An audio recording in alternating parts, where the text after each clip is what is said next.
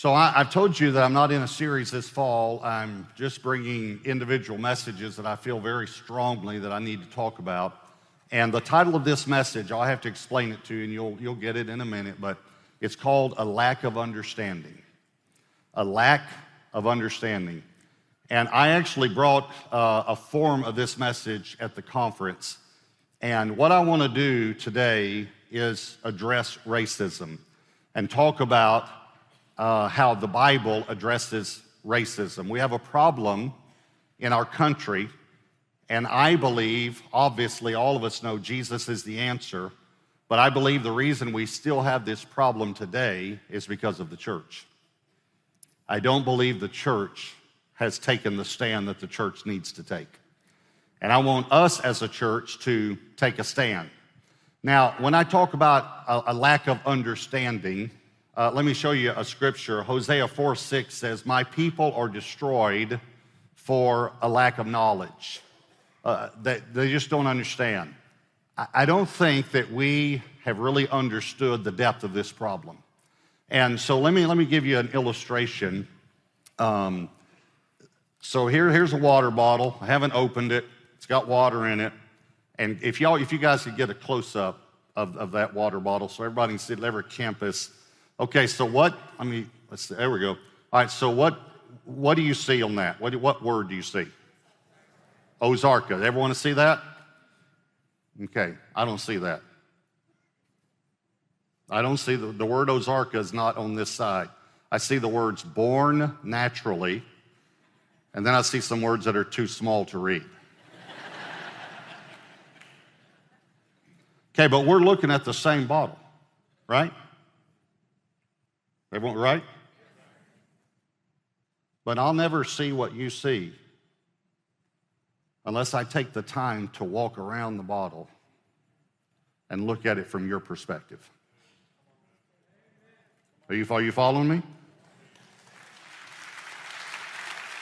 So we have a problem in our country mainly because white people don't understand. It's really true. And we need to take the time to walk around the issue and see what our brothers and sisters are seeing and see what they're feeling. But we'll never know unless we ask. Instead of simply arguing about a protest or a demonstration or something like that, why don't we sit down and say, what are you hearing? What are you seeing? What do you feel? And not see it as an issue or as history, but as people. So it's going to be a sobering, serious message, but I'm going to put some humor throughout to kind of lighten it up every now and then. Is that okay? So I'm just letting you know that I think really that we're ignorant of the problem to the depth it is. I think we're ignorant. That doesn't mean we're stupid. That doesn't mean that we're rebellious or anything like that. I'm talking mainly to white people now. I mean, we're just ignorant. So today, I'm preaching to all the ignorant white people.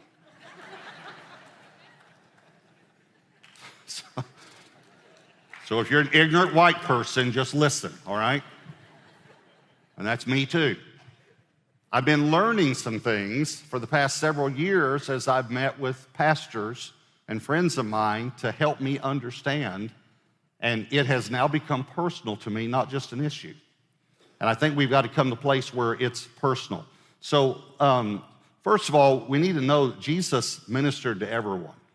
He was sent to the house of Israel, and there are very specific theological reasons why grace came to where there was a foundation of law. And I don't have time to go into that, but he ministered to the Syrophoenician woman. He ministered to the Roman soldiers, the centurion's slave, his servant. He ministered to the Samaritan woman that was considered interracial. So, but a lot of times we don't even realize where pigmentation came from. Pigmentation, I think we all think we know what the word means. It does refer to color, but it refers to color of skin. And it refers to a genetic DNA in our bodies that determines what our color of skin is. And you can try to change it, but you can't change it much. It's amazing how light-skinned people want to be darker and dark-skinned people want to be lighter. It's amazing to me, but it's simply the color of your skin. So some people don't even know where it came from. Well, we all came from Adam and Eve. We didn't come from monkeys, just to let you know, in case you have bought into that. I know sometimes they'll say 98% of us have monkey DNA. It's really not true. That's really not a true statement. It's about 70%. And I'm doing everything my wife says sometimes it's 98 in my case, but it's really only about 70%. But that 30% is very distinctive, plus we have a soul. And we were made in the image of God. But we all came from Adam and Eve. But then in Genesis 6, God starts all over with Noah and his family and 3 sons. And there's something real interesting about Noah's sons, and that is their names. And their names do mean something. Pastor Chad talked about it at the Southlake campus. Names mean something. So Noah had 3 sons. Ham means hot and black. That's what it means, hot and black. Japheth means fair or light-skinned. Shem, now this one will throw you for a loop because you don't know quite what it means, but I'll explain it. It means name. That's all it means is name. I believe Noah was prophetic in naming his sons for several reasons, but one reason, Shem was where Abraham came from his line, house of Israel came from his line, Jesus came. So it's amazing that the person who got the name above all names came from name. The person named name, you know. But why would he name one dark-skinned or black, and why would he name one light or fair-skinned? Well, because, and why wouldn't he say something about Shem's color? It's because Shem was probably brown. The reason Shem was probably brown was because Noah and his wife were probably brown. Now, I'm about to throw some of you for a loop. The reason Noah and his wife were probably brown is because Adam and Eve were probably brown. Because you can get black from brown and you can get white from brown. But you can't get white from black and you can't get black from white. So most theologians believe that God created Adam and Eve brown so that we could have light-skinned people and dark-skinned people. And by the way, white is not the predominant race in the world. It's amazing how many people believe that. Brown is the predominant skin color or pigmentation in the world. More people are brown than are white or black. So it's very possible that Noah has a dark son and names him dark or black. He has a light-skinned son, names him fair, light-skinned. Then he has one that's his color, and he says, name. You know, it's just, your name is name. We have got too many kids now, can't think of anything new. And yet God knew what he was doing. By the way, hot and black in the Hebrew, that's where you say, well, why hot? It's scientific fact that a dark-skinned person does better in a hotter climate. And a fair-skinned person doesn't do well in a hotter climate. A fair-skinned person can burn, skin can burn very easily, and can get skin cancer much more easily. A dark-skinned person, on the other hand, many times might live in a colder region. The reason it's colder, it's farther from the sun. And so sometimes a dark-skinned person actually is recommended by doctors to take vitamin D in a colder region of the earth. But my point is that God created us not to all look alike. God created some of us to be lighter and some of us to be darker. But God didn't create the races and the racial divide. You go to Genesis 12, and yes, he created the languages. But so many people believe then that he created some sort of a racial divide. God did not create a racial divide. He created diversity. He created light-skinned and dark-skinned. I was talking with a pastor a while back, and he said this to me. He said, you know, in our church, we tell people we're not colorblind, we're color-blessed. We're color-blessed. So we do have dark skin, we have light skin. Some people don't know that there are black people in the Bible. Just to take a few in the New Testament. The man that God chose to carry his son's cross, that gave that gave this man the honor of carrying his son's cross was a black man. There were black people on the day of Pentecost. Read the nations they were from. Read the North African nations that they were from. In Acts 13, everyone knows about Acts 13 when the church of Antioch sent Paul and Barnabas, the two most famous, most well-known apostles ever. What people don't know, it lists 5 leaders in the church.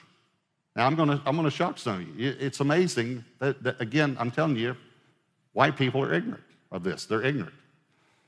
2 of the 5 leaders were black in the church at Antioch, the church that began sending missionaries around the world.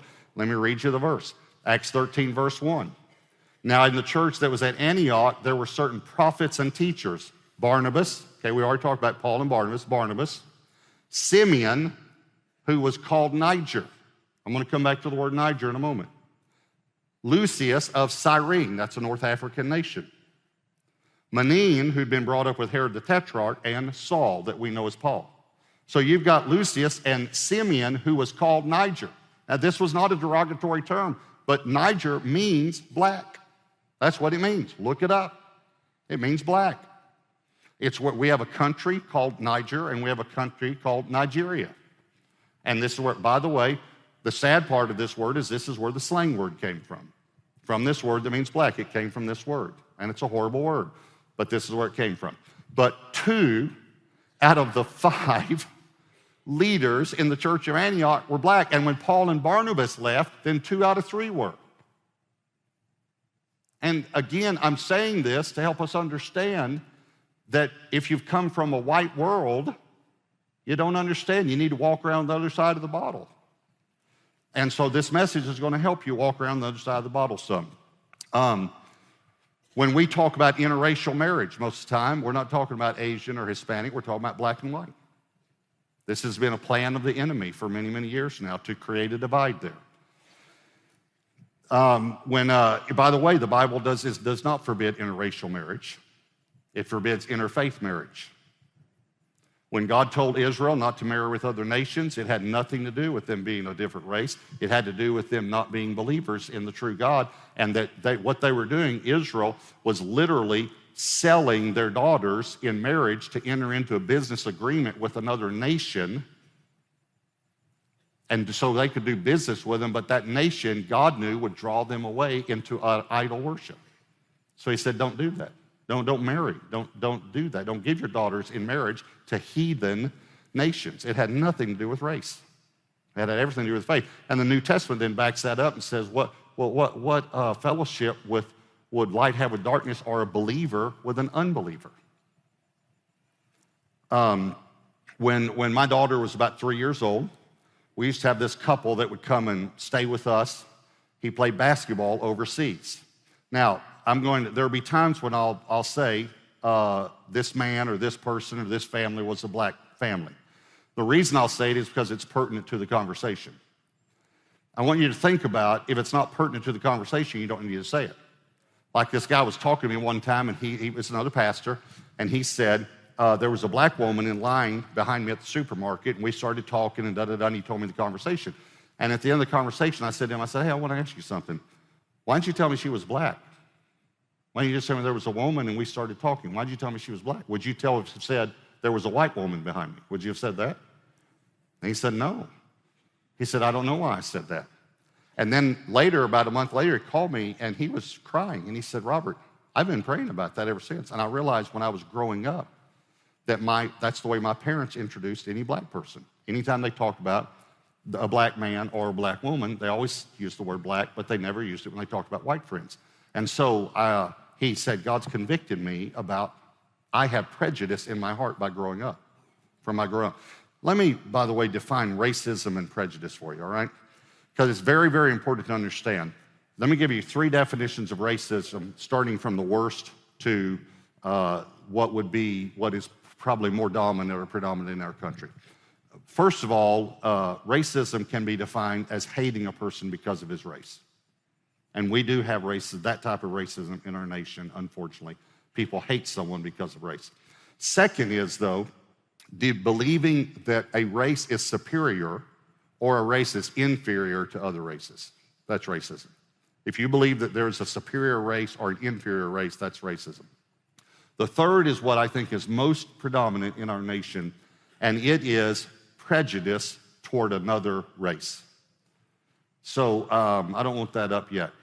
That's all right. That's okay. You can go ahead and put it up. Prejudice is making a judgment about someone without having all the facts. Now show what I love to break down words. So show the word how do you break it down? Prejudice. See how I broke that word down? Pre is a prefix, which means before, and Judas means judgment. Judas thinks about the judicial system. The only problem with prejudice is that you make a judgment before you have the facts. Our judicial system makes a judgment after they get the facts. Are y'all following me? Okay, so prejudice, prejudice, is making a judgment on someone. That's the racism that we have mainly in America. Although we do still have hate, and of course Jesus is the answer because he's love. And although we do have wrong thinking that there's a superior race or an inferior race, and it's completely false. The Bible never backs that up. But most of it is that most of us have some sort of prejudice toward people. We make some sort of a prejudgment, even though we don't know that person. So when my daughter was about 3 years old, this family, a black family, he played basketball overseas. Many times he was like the MVP for the national team, and he used it to witness. He had a chance to play in the NBA. He really felt like he was called more to be a missionary, so he played for different countries overseas. And he would play for about 6 months, and then he'd come home. Well, when they would come home, they would stay in our home for 2 or 3 weeks or a month until they found a house that they could rent until they went back for the next season. And so they'd stay in our home. So one day, Elaine, my daughter, was playing with his son. And they're sitting there playing together, and the Lord spoke to me and said, "Is it all right with you if Elaine marries a black man?" And I said, well, yes, Lord, it is. If he's a godly man, if he's a man of good character, if he loves her and if he loves you, yes, it's okay. And the Lord said this to me, "No, is it okay with you?" And I knew when he said that, what he was saying was, you still have some prejudices that I need to deal with. But I can't deal with them if I can't reveal them to you. So I need you to be open that you have some prejudices.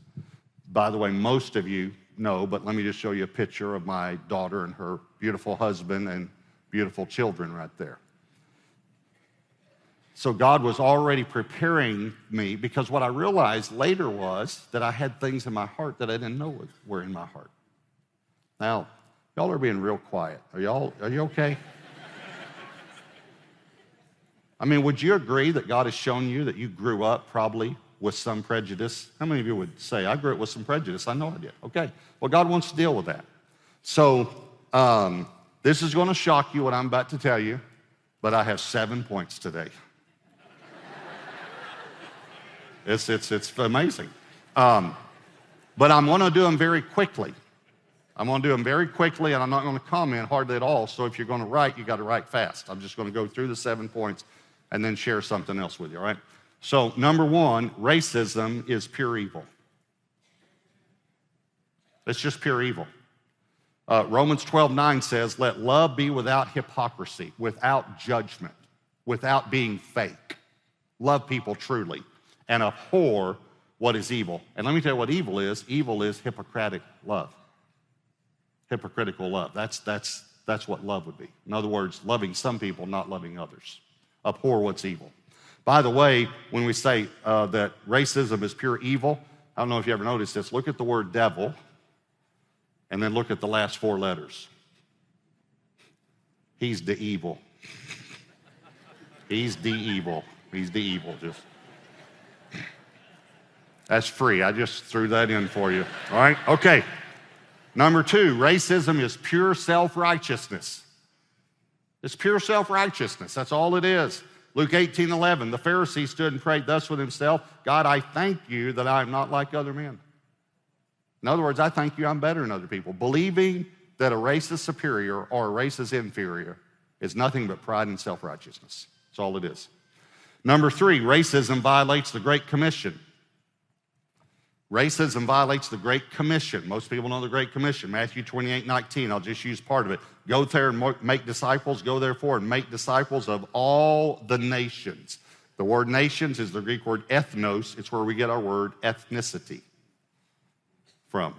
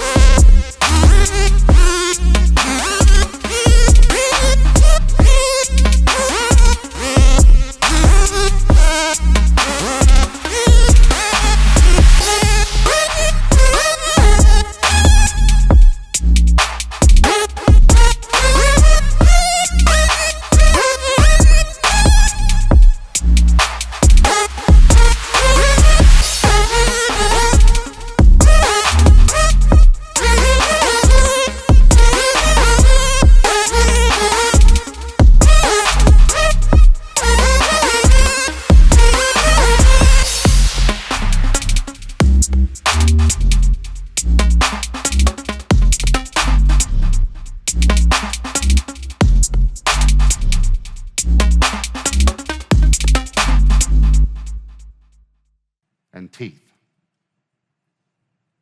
It's not an issue anymore, and it's not history anymore. It's personal. It's people.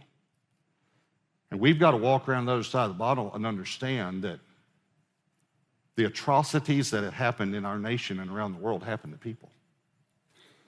So I have some black pastor friends that have been helping me understand my lack of understanding, helping me understand.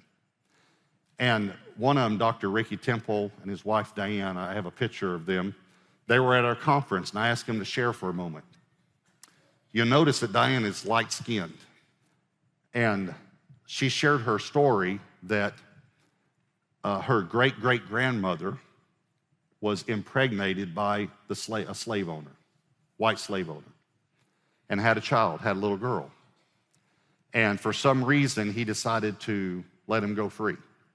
So he put the mother and the little baby girl on a boat, but some white men got angry about it, and they began shooting at the boat when it was leaving. The mother did what any mother would do and covered the baby. The mother was shot and died, and the baby lived. That's Diane's grandmother. So see, it's not an issue anymore to me.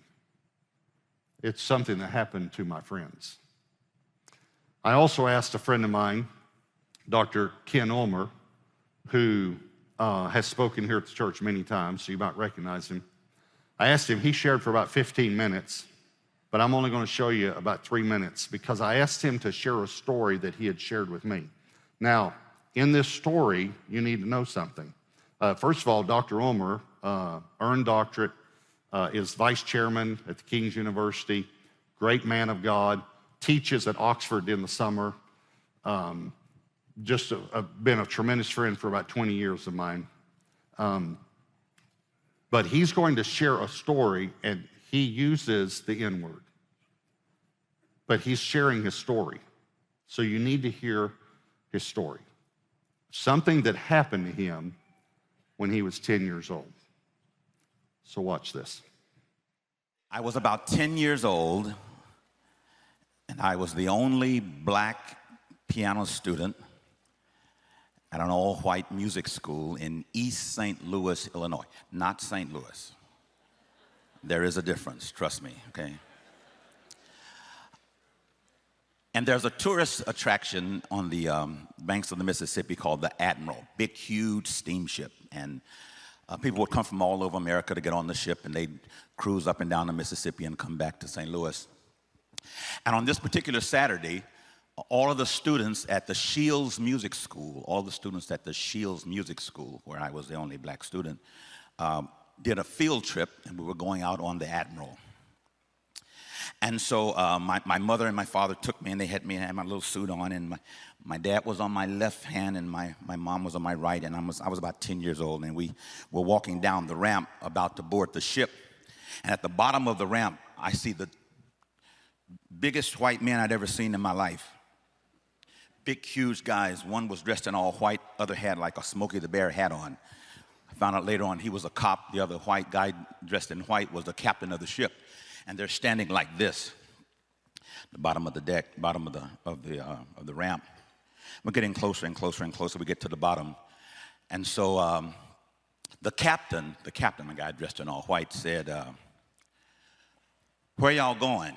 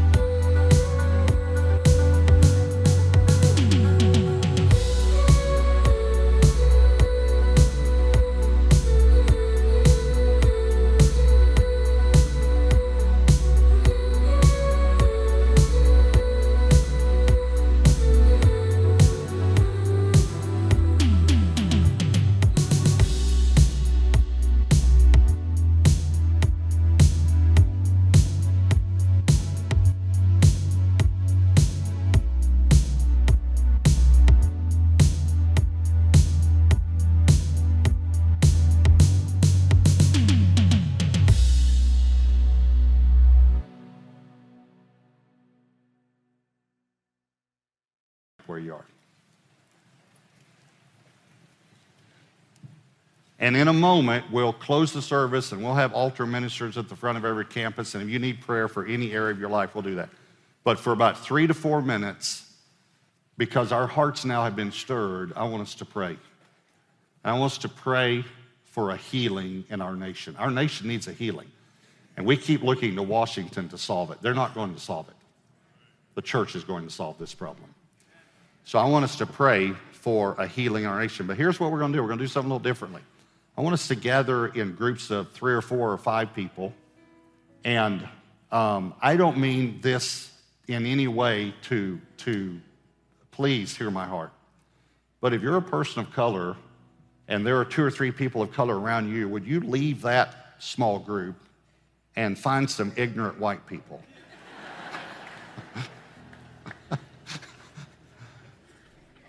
And if you feel comfortable, pray for us. I saw you point to him. There's an ignorant white guy right there. So, but I want us to take a few moments. God's going to hear our prayers. God hears prayer, and he changes things. And we want to start a change here at Gateway Church. So I want you to find some people around you, spread out if you need to, get in groups of 3, 4, 5, whatever, and take about 3 minutes to pray for healings. Maybe just one person prays or voices it, or 2 or 3, that's fine. But let's pray for healing, and then I'll